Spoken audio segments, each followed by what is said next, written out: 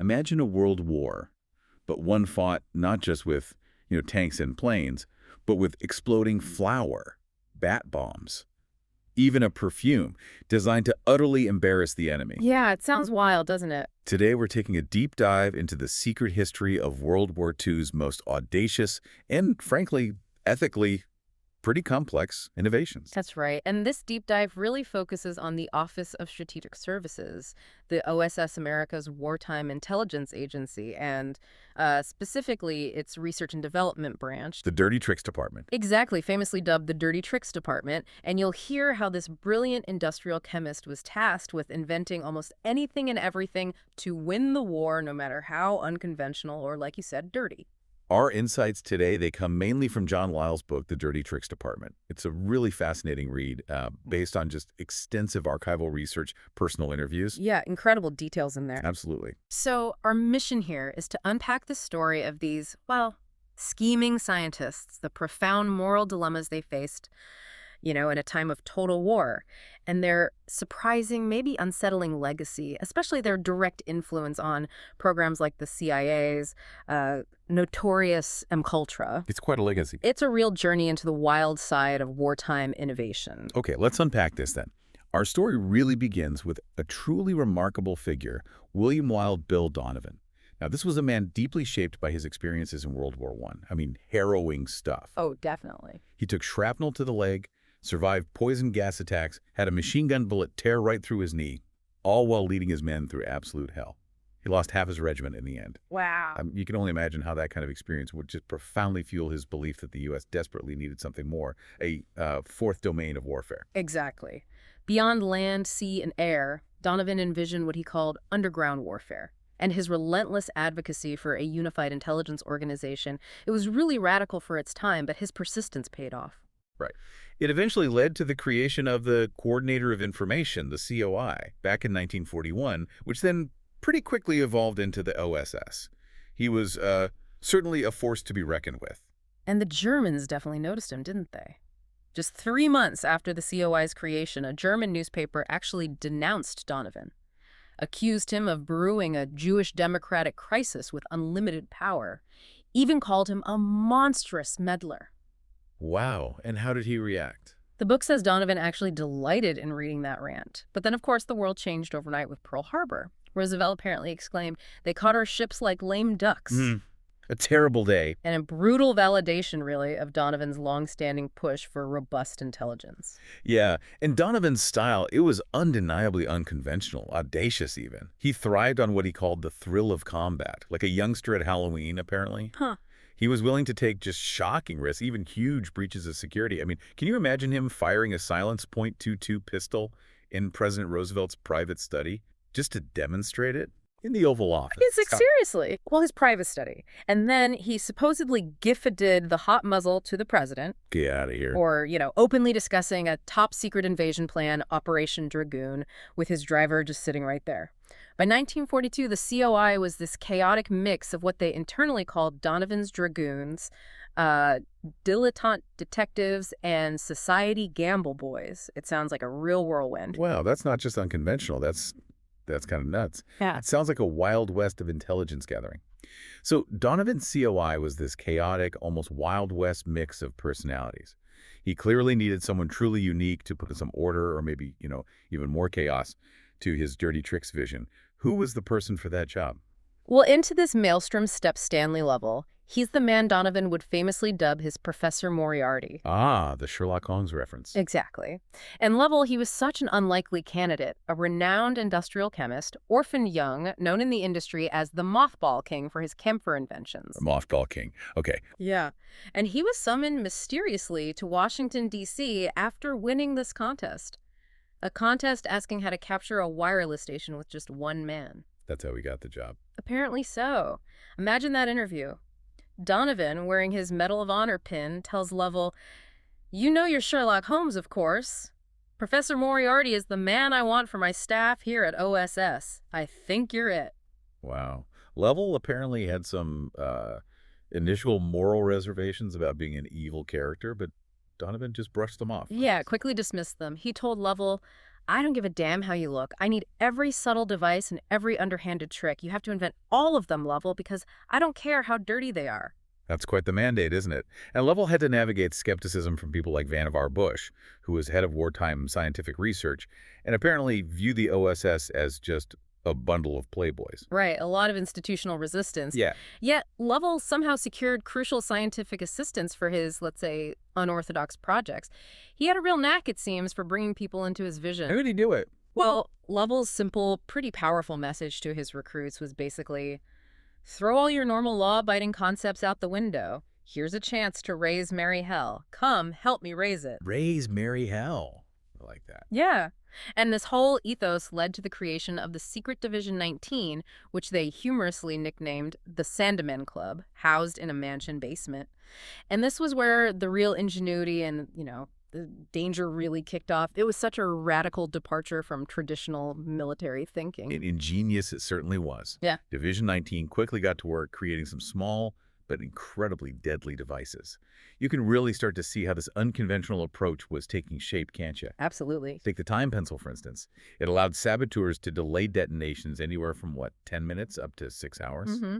Give them time to get clear. Exactly. And British Royal Marines apparently used them with these things called limpets to sink 4 German freighters in France, just stealthily attaching them underwater in the dead of night. Think about the precision and planning involved in that. Yeah, and what becomes clear from these early inventions is the OSS's radical shift. They moved from just conventional warfare to precision, often kind of insidious sabotage. They weren't just thinking bigger bombs, but smarter, more targeted tools of disruption. Right. They also developed some truly nasty incendiaries. The pocket incendiary, this was a wallet-sized napalm device designed to just overwhelm enemy fire departments by starting multiple blazes simultaneously. Wow. And then there was the city slicker.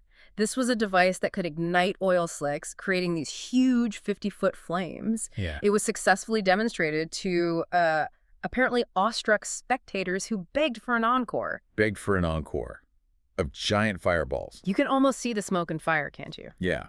Now, beyond their own inventions, Donovan was also a big believer in crowdsourcing, which is pretty revolutionary for the time, wasn't it? Very much so. He set up the National Inventors Council, which got hundreds of thousands of ideas, many of them completely bizarre, like flying cars, sneezing powder shells, or get this, 300-foot spherical tanks. Spherical tanks, okay. Donovan's motto was, I ignore nothing you can never tell. It's incredible how open he was to just about anything that might work. And that open mind led to some truly outlandish proposals, like the infamous cat bomb. Oh, I've heard about this one. It's ludicrous. Absolutely ludicrous. The idea was strapping cats known for landing on their feet and hating water to aerial bombs to guide them onto enemy ships. Did they actually test it? They did. A forced experiment quickly proved it was a total failure. Apparently, the cats became unconscious within the first 50 feet of the fall. Oh, dear. Poor cats. Yeah, I suppose that's one way to ensure a soft landing, though clearly not a successful bomb delivery system. But the bat bomb... Okay, this has to be one of the most astonishing concepts that actually gained some serious traction. So, beyond the utterly wild ideas, were there any that, against all odds, actually showed some truly bizarre promise? Tell me about the bat bomb. Okay, the bat bomb, it sounds completely insane, right? Totally. How on earth do they even get that off the drawing board? Well, the idea was to use Mexican free-tailed bats. Millions of them lived in Carlsbad caverns to carry tiny, time-delayed napalm incendiaries into Japanese cities, spread firebombs using bats. Seriously? Yeah. Initial skepticism called it silly and fanciful, yes, but some experts apparently saw fundamental sense in it. Huh. It even ran into funding confusion because a general apparently dismissed it as a crazy notion of making bombs out of atoms, confusing it with the then-secret Manhattan Project. Oh, wow. So how did the tests go?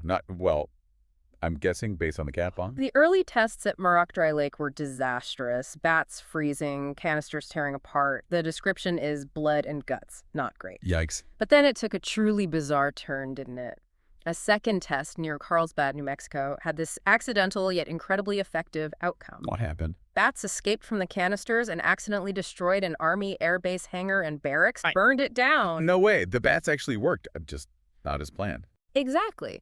A local cowboy even supposedly observed bats flying around in broad daylight. What'd you give him? No dies. It's just too perfect. That's incredible. So did Yeah, they pursue it further? they did another test that proved their destructive potential. Get this. 3,720 pounds of bat bombs could theoretically start 4,768 fires, compared to only 160 for conventional M69 bombs at the time. That's a huge difference. So why didn't they use it?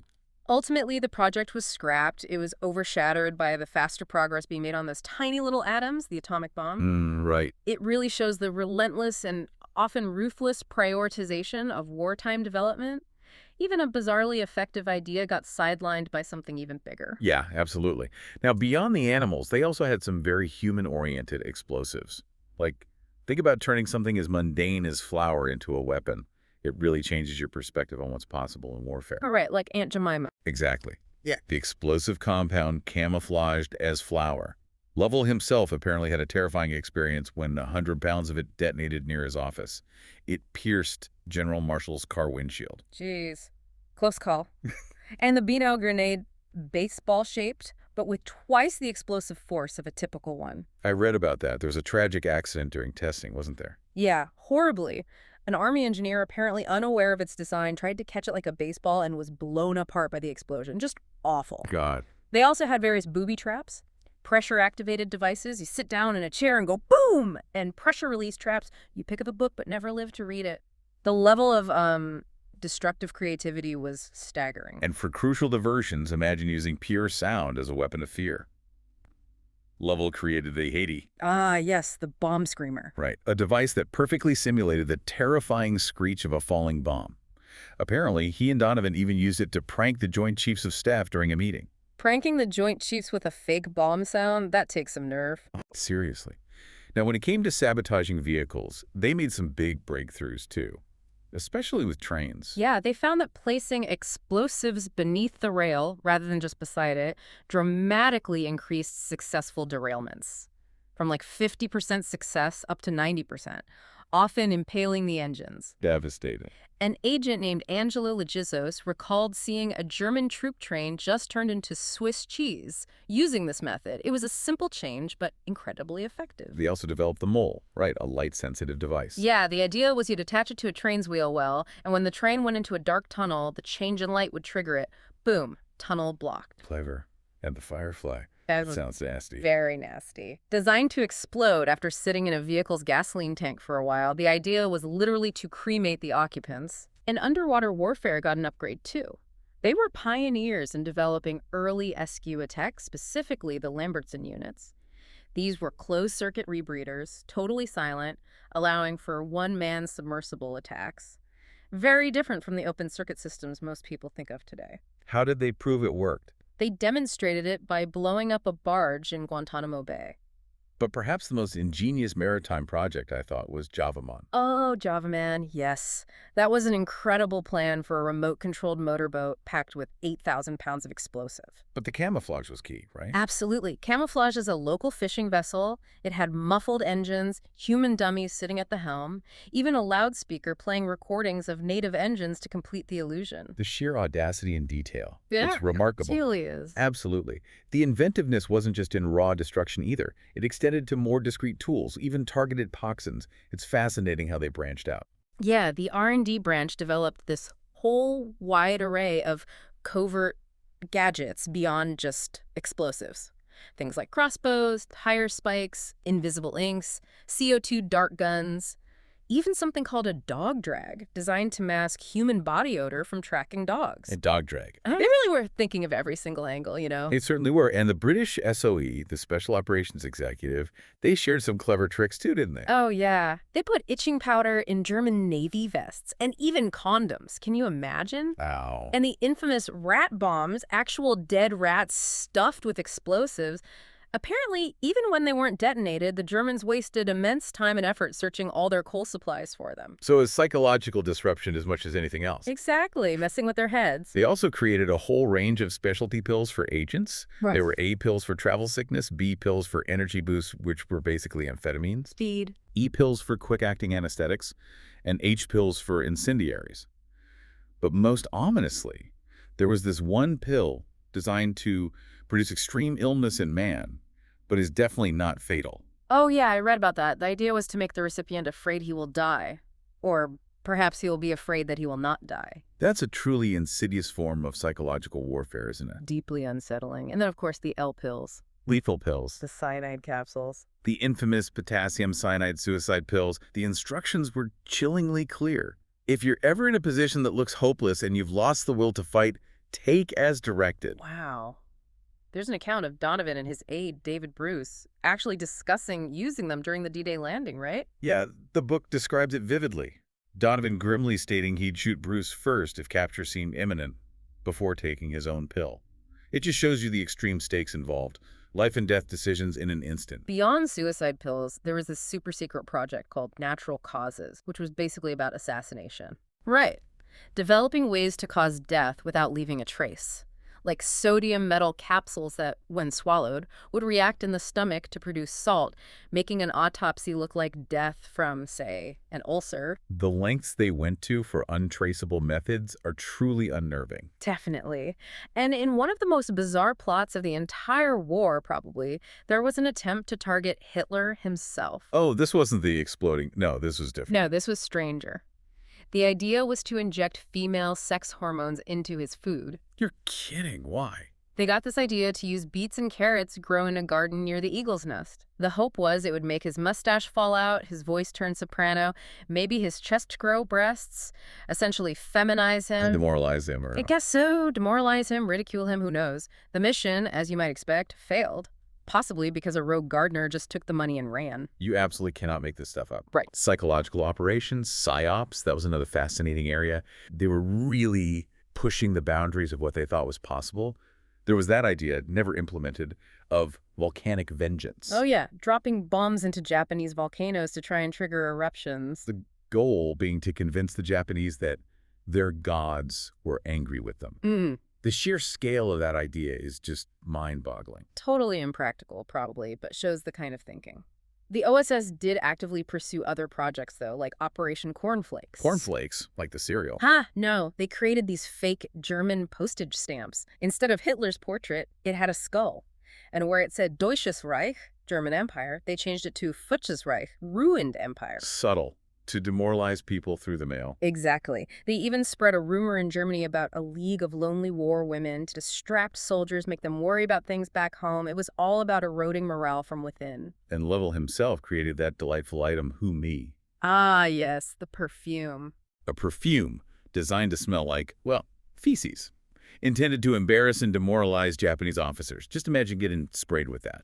Not pleasant, but maybe the most incredibly imaginative was Operation Fantasia. Fantasia. What was that?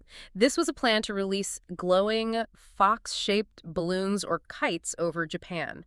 Fox's kitsune are seen as omens of doom in some Japanese folklore. So fake, glowing ghost foxes to terrify the population. Pretty much. They actually did a test in Rock Creek Park, right here in Washington, D.C., that successfully spooked some locals. The plan even evolved to include, like, levitating foxes carrying human skulls with talking jaws. Okay, now that's just wild. Talking skull foxes. It shows how far their imagination went, right? Yeah. Into the realm of pure theater. It's clear that their innovation extended far beyond just physical weapons, deep into the art of deception itself. Lisle realized, didn't he, that the best weapons were useless if agents couldn't actually reach their targets. Precisely.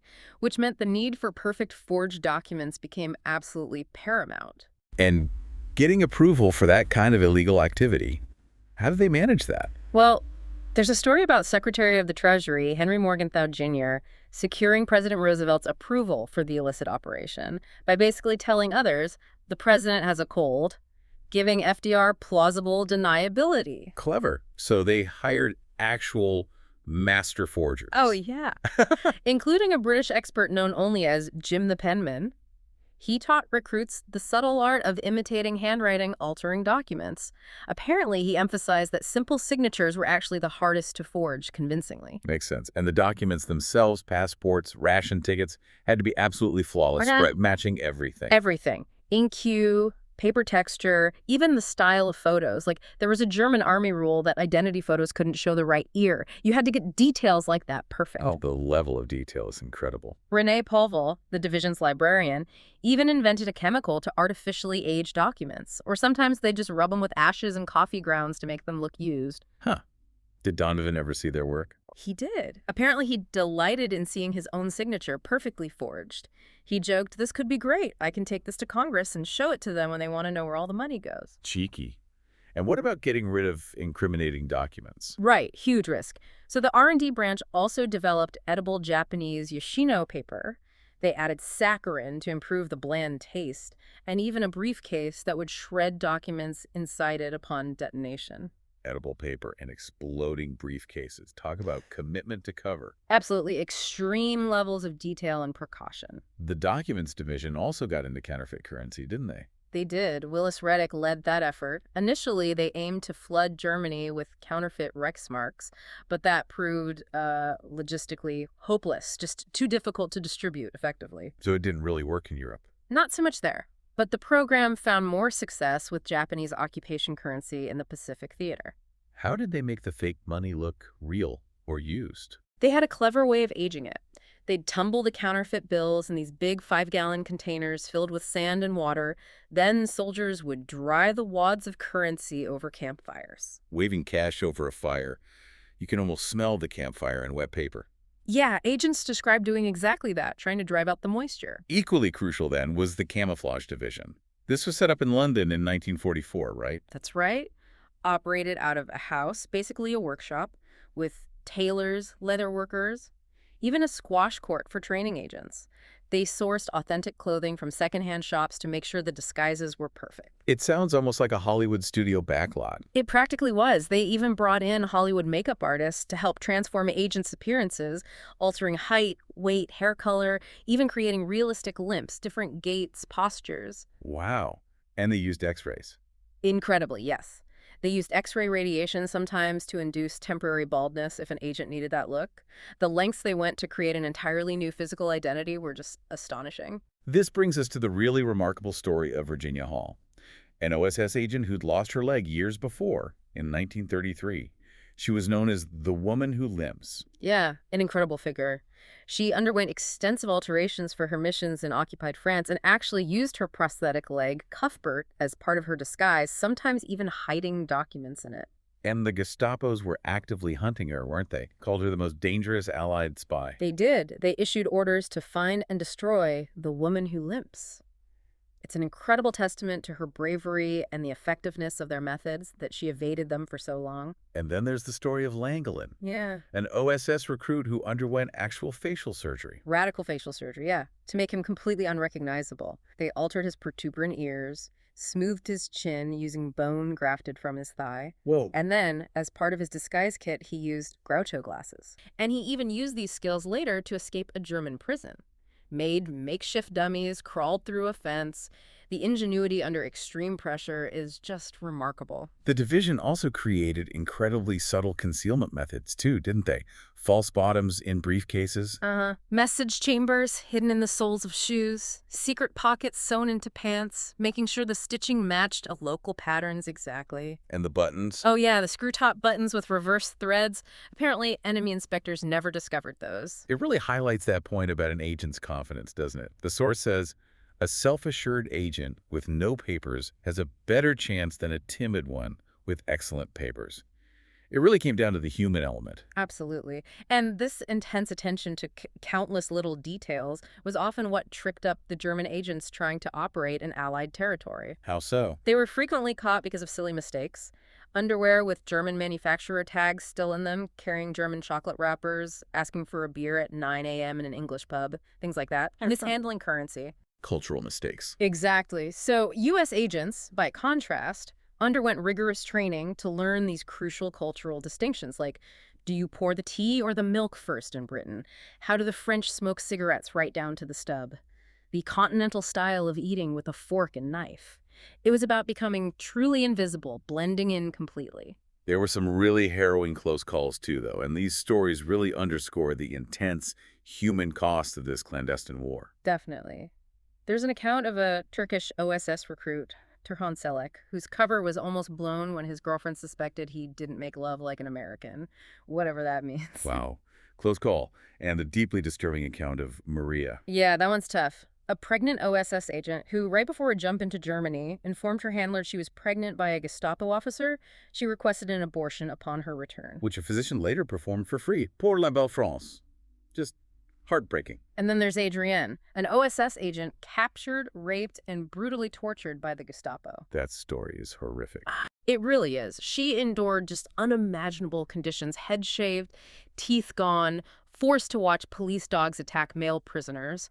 She was eventually rescued by Donovan himself from a concentration camp, but the description is just looking like rotting bodies. Those stories, Adrienne's especially, are truly horrifying. It's such a stark reminder of the sheer brutality of this secret war and the unimaginable human cost involved in these missions. Yeah, it wasn't just gadgets and disguises. It was real people in extreme danger. And as the war intensified, so did the ethical quandaries, particularly around biological and chemical warfare. The sources reveal the truly horrific reality of Japan's Unit 731. Oh, Unit 731, yeah. They used plague-infested fleas in China, conducted live vivisection experiments on thousands of victims, including American POWs. Just monstrous atrocities. Which likely spurred the U.S. efforts, right? Yeah. The U.S. formed a committee on biological warfare, established Camp Detrick to mass-produce things like botulinum toxin and anthrax. They did.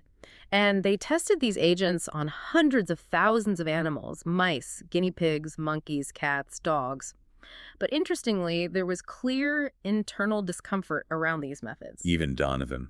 Wild Bill. Even Donovan reportedly despised biological warfare. Yeah. Vannevar Bush, the science chief, became profane when it was mentioned. Roosevelt himself disliked it. But Lovell, the Professor Moriarty, his views changed, didn't they? They did.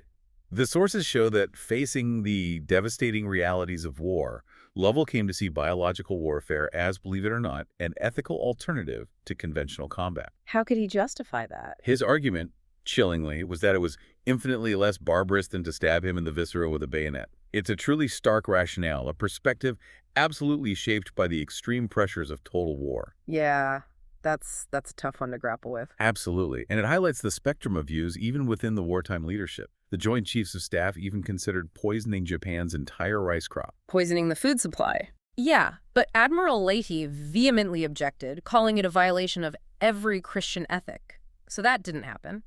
Similarly, with chemical warfare, Germany's potential use of rockets with nerve agents fueled huge fears. The U.S. produced chemical weapons, too. Massive amounts, yeah, but mainly as a deterrent.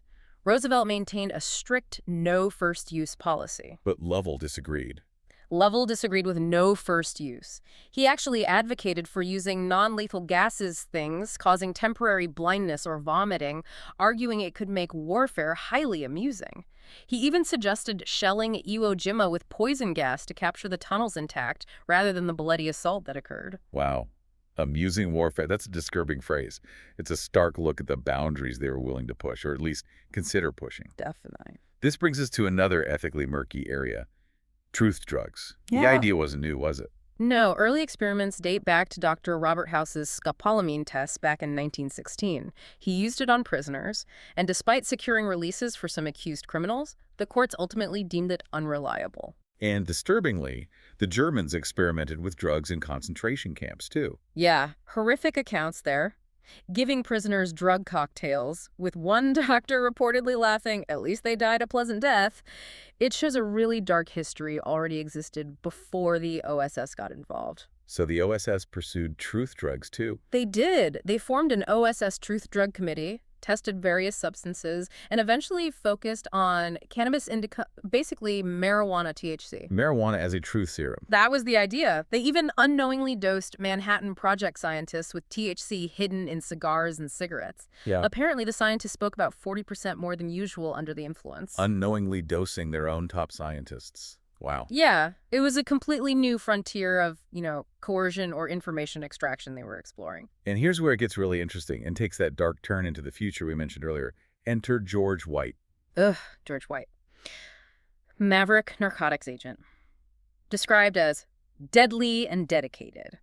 This is the guy who reportedly murdered a suspected Japanese agent early in the war and famously arrested Billie Holiday. Okay, quite the character. And he later went on to lead the CIA's M-Culture program's most notorious part, Operation Midnight Climax. Midnight Climax. What was that? He ran these safe houses in Greenwich Village in San Francisco, basically apartments where guests and often clients of prostitutes who worked with the CIA were secretly dosed with LSD and other drugs, then monitored through one-way mirrors. Unwitting subjects. That's horrifying. What was his justification? White's chilling rationale, apparently, was that you could get information without having to abuse people. He contrasted it explicitly to methods like hitting a man's genitals with a hammer, a very dark comparison. Grim. And Lovell himself had an accidental experiment with THC, didn't he? Yeah, a kind of darkly funny story. He was attempting to use a THC-laced cigarette on a captured German U-boat commander during interrogation, but he accidentally gave it to the American interrogator instead. Oh no. What happened? The interrogator apparently launched into this hilarious, expletive-filled tirade against his own superior officer, much to the amusement of the observers behind the glass. Huh. So the truth drug worked, just on the wrong person. Exactly. And the irony, as the source notes, was that ultimately the mere threat of a truth drug was more effective than any of the truth drugs that the R&D branch tested. It's a fascinating insight into psychological manipulation versus actual chemical alteration. So pulling this all together, what does it mean for the legacy of the OSS and Lovell's R&D branch? Yeah. The results statistically are pretty incredible, aren't they? Oh, yeah. The numbers cited are impressive. 9 trains wrecked, 51 bridges destroyed, 232 Allied airmen rescued from behind enemy lines, 5,447 confirmed enemy kills, all with supposedly only 22 U.S. deaths directly attributed to R&D operations. Amazing numbers. But there were internal criticisms too, right? People saying it was all irrelevant. Definitely. There's a quote saying 90% of this has not a goddamn thing to do with the war. But Donovan's offense was classic Donovan. We were not afraid to make mistakes because we were not afraid to try things that had not been tried before. Risk was part of the mandate. And what happened to Lovell after the war? Mm-hmm. Professor Moriarty hangs up his lab coat. Pretty much. After leaving the OSS, he received the Medal for Merit. And then, fascinatingly, he became obsessed with the Shakespearean authorship question, convinced that Edward de Vere was the true author. From dirty tricks to Shakespeare. Quite a shift. Isn't it? But he also apparently pondered if his dirty tricks might be needed again someday, a fascinating postscript to such a unique wartime career. Here's the really unsettling connection, the legacy that stretches beyond the CIA's M-Culture mind control program, launched in 1953 under Sidney Gottlieb. Right. And Gottlieb had direct links back to Lovell's OSS R&D branch through former colleagues and that whole infamous Frank Olson LSD incident. But the key thing is, M-Culture was directly inspired by the old OSS files. Gottlieb admitted it. He did. He said something like, "I didn't know anything about this mind control. I turned to history." Searching through those dilapidated boxes of OSS documents, the similarity between the OSS's R&D branch and M-Culture wasn't accidental. It was actually planned. They picked up where the OSS left off. That's chilling. It creates this fascinating yet pretty disturbing reflection. You have Lovell, seen as a patriotic citizen soldier doing whatever it took during wartime, and Gottlieb, who led M-Culture's often horrific peacetime experiments. They use similar methods, sought similar kinds of control, but have drastically different public legacies. Because of the context, war versus peace. Exactly. It fundamentally shapes how their actions were perceived and judged, both then and now. So we've explored how these desperate times in World War II birthed this era of just audacious, sometimes bizarre covert innovation, from exploding flour to mind-bending drugs. The OSS's R&D branch really pushed the boundaries of warfare and morality. Yeah, they certainly did. And you've now seen how the ingenuity and perhaps ruthlessness of these scheming scientists not only impacted the outcome of a global conflict, but also laid the groundwork, intentionally or not, for future, arguably more controversial intelligence programs. It's a direct lineage in many ways. So maybe the final thought to leave you with is this. In times of extreme national crisis, how far is a society willing to go to win? And do the dirty tricks of the past leave a kind of permanent blueprint for how future conflicts and maybe even peacetime operations are conceived and carried out?